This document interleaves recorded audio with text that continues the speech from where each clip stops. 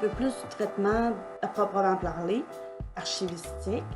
On parle de tri, de reconditionnement et de description, comme j'ai dit tantôt. C'est premièrement de trier les dossiers et les documents qu'on a. Le changement de contenant, c'est de les reconditionner. Puis ensuite, on va contrôler ces données-là électroniquement. Puis qu'est-ce qu'on va en faire après? Où est-ce qu'on va les adresser pour l'archivage? Aussi, c'est de décrire les dossiers dans les instruments de recherche. Comme je parlais avec Archilog. C'est un instrument de recherche qui permet de chercher où sont les choses et la description, pour qu'on puisse simplement les retrouver plus facilement. Et aussi, c'est éventuellement, comme j'ai parlé tantôt, de la numérisation. C'est de les reproduire pour les garder. C'est la préservation, c'est de les conserver à long terme, et aussi s'assurer qu'il n'y a pas de dégradation prématurée. Là, on parle de prévention des sinistres, mais juste l'humidité doit être contrôlée, la température doit être contrôlée à l'intérieur d'une bibliothèque. Il faut aussi protéger les documents qui pourraient être préalablement détériorés.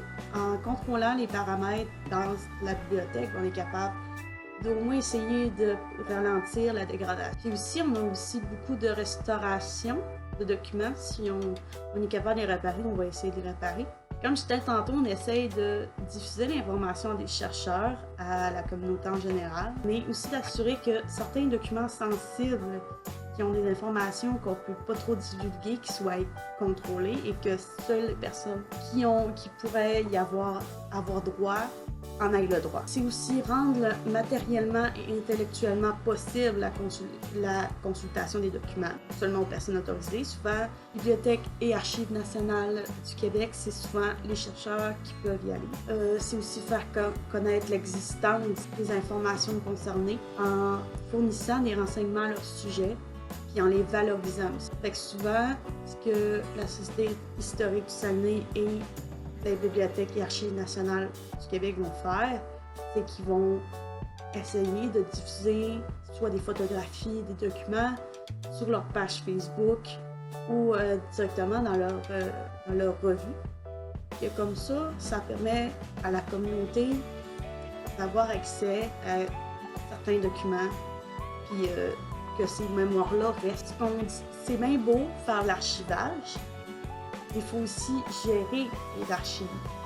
Ça passe par les ressources matérielles, financières, humaines. Simplement, il faut qu'on aille assez de boîtes pour tout rentrer. Il faut tout le temps commander des nouvelles boîtes. Gérer nos locaux, gérer la bibliothèque, parce que la bibliothèque est grande. Mais on a tellement de documents en ce moment qu'il faut tout reclasser pour essayer d'en faire un peu les nouveaux. Fait que c'est vrai que c'est pas évident des fois parce que des fois on a certains documents qui sont larges, d'autres plus petits, mais il faut vraiment essayer de tout faire rentrer dans ce qu'on a, puis c'est pas évident. C'est souvent aussi se tenir au courant de tout ce qu'il y a au niveau légal, technique, puis au niveau de l'organisation, parce que les archives, c'est quelque chose qui change assez souvent. C'est quelque chose qui est pas statique dans le temps. Les méthodes d'archivage, dans 10 ans, ne seront pas les mêmes que ceux-là aujourd'hui.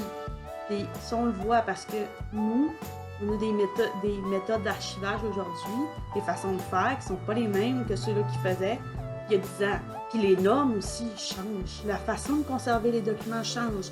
Comme quand on fait une numérisation, on a des normes, des minimums de qualité d'image qu'on doit avoir. Comme si, admettons, je prends une image en A5, je ne peux pas avoir en bas de 600 dpi. Les dpi, c'est le nombre de pixels qu'il y a dans l'image.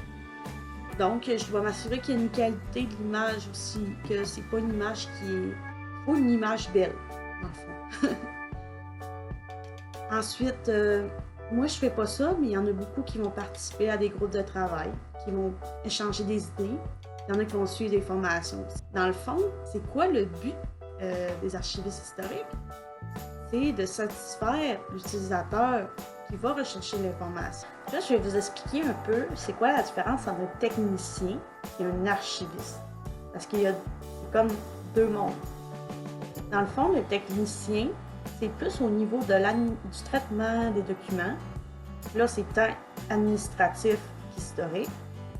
puis au niveau du service aux usagers. Tandis que l'archiviste, qui a fait une formation universitaire comparé au technicien qui a fait un DEC, c'est plus au niveau de l'analyse, la conception, la planification, la gestion, de l'organisation, de la supervision, du contrôle et de l'évaluation de tout ce qui se passe. Donc, l'archiviste, il est comme le maître mot de tout ce du procédé archivistique. Lui, il est capable de dire, moi j'ai telle norme, j'ai telle contrainte, donc on va faire ça comme ça. Maintenant, je vais vous parler un peu plus de ce logiciel Archilog. Dans le fond, c'est un logiciel qui est assez facile à utiliser. Dans le logiciel Archilog, il y a des champs qui nous permettent d'entrer la description des documents, puis la localisation aussi. Fait que toute la ponctuation des champs, c'est tout géré par Archilog. Nous autres, ce qu'on peut faire, c'est juste se concentrer sur les descriptions, puis sur la localisation. Puis là, on peut imprimer tous les types d'instruments de recherche qu'on peut être habitué, des catalogues, des états généraux, des plans de classification, des répertoires numériques, des inventaires. Puis aussi, on peut avoir une statistique des collations des fonds. Dans le fond, une collation, c'est, mettons que j'ai tant de photos dans un fond, bien ça, c'est la collation. Dans le fond, ces documents-là, ils peuvent être produits en HTML pour la diffusion, mettons sur Internet, mais il y a aussi un module de conversion qui permet d'importer et d'exporter des données. Là, ça permet aussi de faire l'échange avec d'autres logiciels parce qu'il en existe d'autres, ou avec des bases de données qu'on a en commun. Dans le fond, on a des modules d'indexation, des modules de recherche qui nous permettent de chercher les différents éléments dans la base, dans le logiciel. Puis c'est comme ça qu'on est capable de remplir les mandats qu'on a. Je tenais aussi aujourd'hui à vous parler de limites et réalités qu'on a un petit peu envers les archivistes. Souvent, on pense que c'est des personnes qui travaillent dans l'ombre, qui font un travail peu important, peu diversifié. Mais en fait, c'est tout le contraire. Parce que selon François Cartier, qui est archiviste, dans le fond, lui a demandé à plusieurs archivistes ce qu'ils pensaient de leur contribution à la société. Lui il a fait un petit sondage avec ça. Puis lui, ce qu'il a remarqué avec 86 personnes, des archivistes, c'était des professionnels qui sont surtout dans le public, qui avaient plus de 6 ans d'expérience. Souvent, ça se déclinait en ceci. Dans le fond, eux autres disaient que les archivistes avaient un rôle d'aide, de soutien, de facilitateur et d'accompagnateur.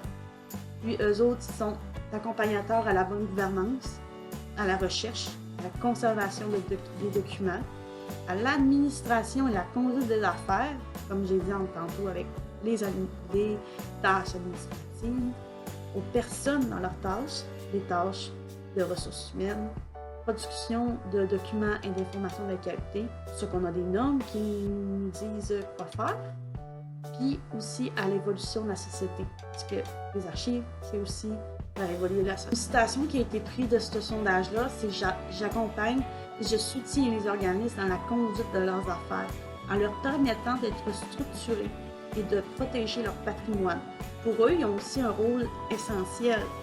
Eux autres sont le pivot incontournable, les spécialistes de l'information. Ils sont essentiels au bon fonctionnement de la société. Ils ont un rôle lié aux lois et aux règlements, un rôle lié aux attentes des gens ou des usagers des archives. Ils ont un rôle aussi économique dans une ville, par exemple. Encore une citation qui a été utilisée dans le sondage, c'est « Face à la société, je pense être un maillon de la chaîne, à l'image de cet ouvrier qui creusait un trou dans la terre et à qui on demandait ce qu'il faisait. Il répondit « Je construis une cathédrale. » Et c'est vrai, aussi ça a un rôle administratif, ça contribue à la performance et à l'efficacité de l'organisme. Et ça, je parle aussi quand on prend des archives d'entreprises. Il améliore le quotidien des gens qui sont vraiment au service des administrations. Ils permettent de sauver des coûts à l'organisme parce que souvent, c'est cher faire des traitements archivistiques. Ils sont le gardien de documents à grande valeur juridique. Ils agissent sur toutes les étapes des processus informationnels, qui fait prendre conscience de l'importance de la gestion documentaire au sein de l'organisme. C'est un rôle très important et toute l'équipe de l'organisation en est consciente, ce qui est encourageant pour moi. On sait qu'on peut se fier sur eux. Ils ont un rôle aussi dans l'accès et la protection d'informations. Ils sont le maillon dans la chaîne qui fait valoir les droits des citoyens. Ils rendent les documents accessibles. Ils protègent l'accès aux documents confidentiels. Évangélistes de la protection des renseignements personnels. Juste un exemple là, pour expliquer mes propos. C'est que si, mettons, un CV, souvent les anciens CV, ils ont aussi le numéro d'assurance sociale. Mais nous, c'est notre responsabilité de s'assurer que le numéro d'assurance sociale soit pas présent dans le document quand il va être diffusé. Aussi, c'est une transparence dans la communauté qui veille à la fiabilité et à l'authenticité des documents. C'est pour ça qu'on a des normes aussi qui nous assurent qu'ils sont vraiment très carrés, très aux normes au niveau juridique. Ils sont le pilier de la démocratie et des droits citoyens, effectivement. Encore une citation, c'est des défenseurs du savoir et du droit de savoir. C'est des piliers d'une saine démocratie. Aussi, on a un rôle vis-à-vis de l'histoire, surtout au niveau de ce que je travaille. C'est aussi un rôle très proche de l'historien. On ne fait pas ce que l'historien fait, mais on traite ce que l'historien fait dans la vie. On est gardien des mémoires, des institutions, de la société et de la collectivité. On peut avoir n'importe quoi, des entreprises qui peuvent nous donner des affaires, des particuliers qui ont des fonds chez eux et qui nous les donnent. Ça peut être aussi simplement les gouvernements qui nous en donnent. Ça peut venir de partout. C'est des passeurs de mémoire, des médiateurs entre les archives et le public. Puis aussi, c'est celui qui évite les oublis. On s'assure que les documents ne soient jamais oubliés, qu'ils ne soient jamais perdus dans un coin. Conscientiser à l'importance du patrimoine et promouvoir les documents historiques. Une colonne dorsale qui relie le présent au passé pour mieux faire vivre le futur. L'histoire, c'est avant tout une histoire de futur. Dans le fond, comme je vous avais dit, on ne nous connaît pas beaucoup dans le milieu privé. C'est surtout au niveau public qu'on nous connaît, mais on a une très grande influence au niveau privé aussi. On travaille souvent dans l'ombre. On a un rôle flou pour, mettons, les directeurs d'entreprise. Pas vraiment qu'est-ce qu'on fait. Ils savent pas vraiment qu'est-ce qu'on fait et pourquoi on le fait. Souvent, on est rarement visible. On a comme un rôle un petit peu trop effacé aussi par rapport aux intervenants, comme les gens qui travaillent en technologie d'information. Souvent, les gens nous disent « Ah, vous êtes trop dans l'histoire, trop dans le passé » et tout ça. Souvent aussi, on a ce qui arrive en ce moment, c'est que les archivistes, en tant que tels, sont remplacés par des gens qui n'ont pas nécessairement de formation, comme des bénévoles. Moi, c'est mon cas, je suis bénévole, mais j'ai été formée par un archiviste. Donc, je sais que ce que je fais, je suis supervisée quand même et je suis les normes qui me demandent.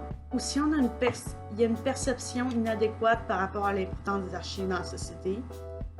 Les archives, c'est pas juste pour faire beau. Si on n'a pas d'archives, on ne va pas aller loin. Pour finir sur cette partie-là des mythes et réalités de l'archiviste, ben moi, je dois vous dire qu'un archiviste, c'est pas mal fier de son métier. Puis un archiviste, ça considère que ça fait le plus beau métier du monde, même si personne ne le voit.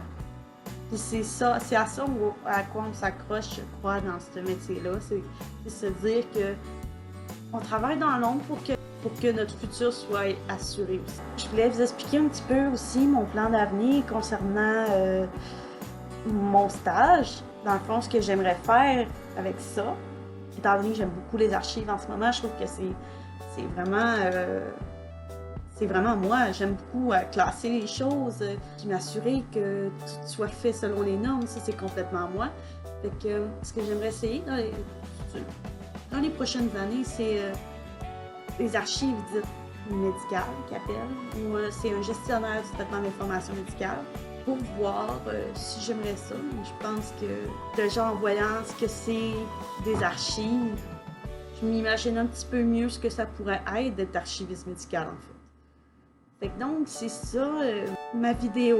Je vous conseille de rester à l'affût aussi pour d'autres vidéos.